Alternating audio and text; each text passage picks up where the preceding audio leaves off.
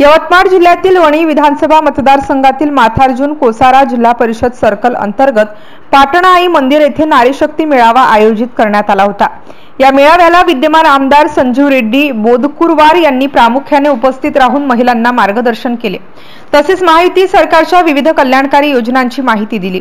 यावेळी भाजपा जिल्हाध्यक्ष तारेंद्र बोर्डे, भाजपा किसान मोर्चा प्रदेश उपाध्यक्ष दिनकर पावडे, भाजपा ज्येष्ठ नेते अशोक बोदकुरवार, भाजपा तालुकाध्यक्ष सतीश नाकले, भाजपा झरी तालुका प्रभारी बंडू चांदेकर, खवी अध्यक्ष मुन्ना बोलेनवार, माजी जिल्हा परिषद सदस्य धर्मा आत्राम, माजी पंचायत समिती सभापती राजेश्वर गोंडरावार, भाजपा पदाधिकारी कार्यकर्ते तसेच महिला मोठ्या संख्येने उपस्थित होत्या।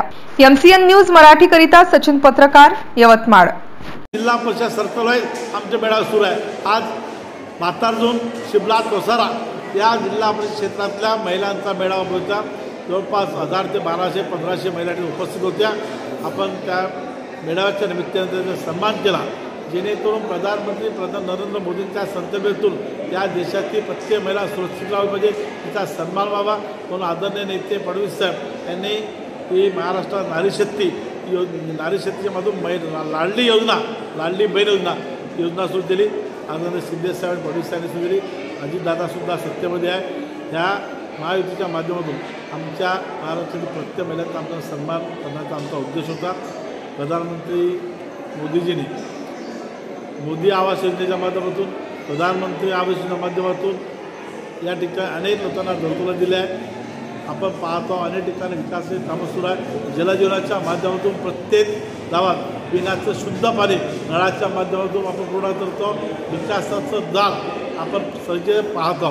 खरं तर प्रधानमंत्री मोदींच्या नेतृत्वात देश एक विकसनशील देश म्हणून आज फार मोठ्या संकल्पनेतून समोर येत आहे। आज 5वी अर्थव्यवस्था 5 मिलियन डॉलर आज देशाची स्थिती आहे। फ्रान्स, इंग्लंड, रशिया यासारख्या बऱ्याचशा देशापेक्षा आज भारत किती समोर चालला आहे हे प्रधानमंत्री मोदींचं वलय आहे।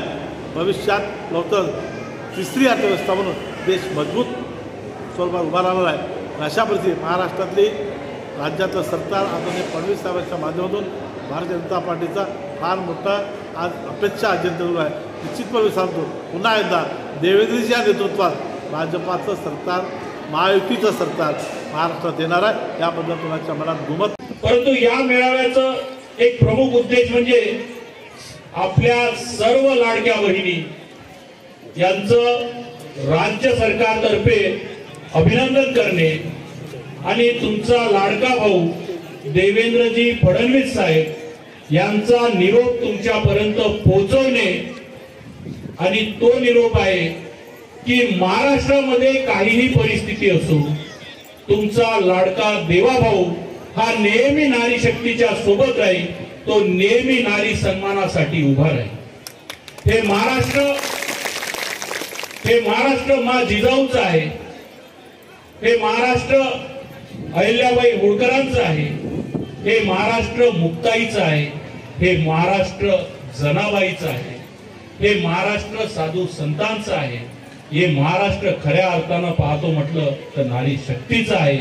आणि ज्या जाणता राजा छत्रपती शिवाजी महाराजांचं मी नाव घेतलं, ज्यांच्या दरबारात नेहमी नारी शक्तीचा सन्मान झाला, या सन्मानासाठी झटणाऱ्या लोकांचं हे महाराष्ट्र आहे।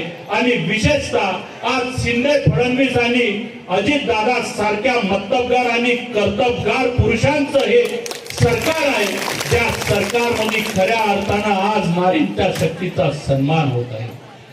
आपण पाहतो या समाजामध्ये काही महिलांचे अकाउंट केवायसी व्हायचे आहे अजून, आणि ते बँकेमध्ये दिरंगाई होत आहे असं महिलांचा आरोप होत आहे। एवढी मोठी योजना आहे, अनेक त्यांना जेमतेम 10% महिलांना ज्यांनी आजपर्यंत दिले ते त्यांना पैसे मिळाले आहे। केवायसीचा प्रश्न आहे किंवा आधार लिंकिंगचा प्रश्न असेल किंवा बँकेचे मॅनेजर काही लोकांना त्यांचे पैसे हळून दिले असेल, या सगळं मी तहसीलदारांवर सूचना दिल्या आहे। सर्वांचा केवायसी, आधार लिंकिंग किंवा इतर केवायसी, इतर जे तांत्रिक मुद्दे आहेत हे दोन आहेत, परंतु राज्य सरकारनं कोणत्याही प्रकारे दुजाभाव करता सर्वांना सरसकट मी त्या समितीचा जरी तालुका अध्यक्ष म्हणून सांगतो, कोणाही महिलांचे आपण थांबवून ठेवले नाही।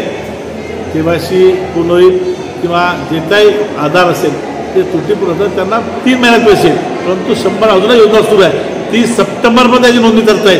त्यामुळे त्या झरी जामणीसारख्या आदिवासी बहुल क्षेत्रातील एकही माझी बहीण लाडली बहीण या योजनेपासून वंचित राहणार नाही असं मी मला आश्वासन देतो. सर, जे मूलभूत सुविधा आहे त्यापैकी पाण्याची समस्या आहे.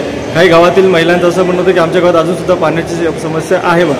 त्या संदर्भात खरं तर जलजीवनाच्या माध्यमातून आदरणीय प्रधानमंत्री नरेंद्र मोदीजींनी प्रत्येक गावात पिण्याचं शुद्ध पाणी नळाच्या माध्यमातून देण्याची योजना आपण दिली आहे. प्रत्येक गावात काम सुरू आहे. होऊ शकते कंत्राटदाराच्या चुकीमुळे दुर्लक्षीपणामुळे त्या टेंडर राहिला असेल, काम अर्धवट असेल, त्याचा आपण आढावा आता 15 दिवसापूर्वी घेतला होता. सर्वांना मी सूचना दिल्या, व्हिडिओ सूचना दिल्या आणि पाणीपुरवठ्याचे अभियंता सुरू दिला. निश्चितपणे प्रत्येक गाव असं इथे जावं एखाद्या गावात तर पाणीपुरवठा योजना सुरू नसेल तर मी आपल्या माध्यमातून सांगतो त्यांनी निश्चित माझ्याशी त्यांनी संपर्क करावा. तातडीनं ते काम सुरू करण्याचे मी निर्देश देईल. म्हातार्जून पंचायत समिती सर्कल अंतर्गत काही गावामध्ये जसं रोडची समस्या आहे, पुलाची समस्या आहे, या संदर्भात काय म्हणतात? आपण पाहतो मागच्या 10 वर्षात मी या विधानसभा क्षेत्रात आमदार झालो. एवढा प्रचंड प्रमाणात निधी दिला. आपण मागच्या 25 वर्षाचे जे आमदार होते त्यांना लाजवेल असा फार मोठा निधी आपण दिला. अनेक कामं सुरू आहे. मोठमोठे लहान प्रत्येकाचा विकास, मूलभूत सुविधा, पिण्याचा पाणी, नाली, रस्ते, सडक. तरी पण काही लोकांचे प्रश्न असेल तर निश्चितपणे माझ्या नजरेत आणून जावं. त्या गावच्या सरपंचांनी, लोकप्रतिनिधी त्या गावच्या प्रतिष्ठाने माझ्या संपर्कात जे अतिशय अर्जंट आहे तातडीनं 100% मी निधी देण्याचा प्रयत्न करतो. कारण ते येत्या 15 दिवसात त्याची आचारसंहिता सुरू होईल, त्यानंतर देता येणार नाही. परंतु कामं मंजूर करायची झाली अजूनही 15 दिवसात अवधी आहे. जे झालं नसेल ते सुद्धा काम आपण शीघ्र गतीनं मंजूर करू. स्वच्छता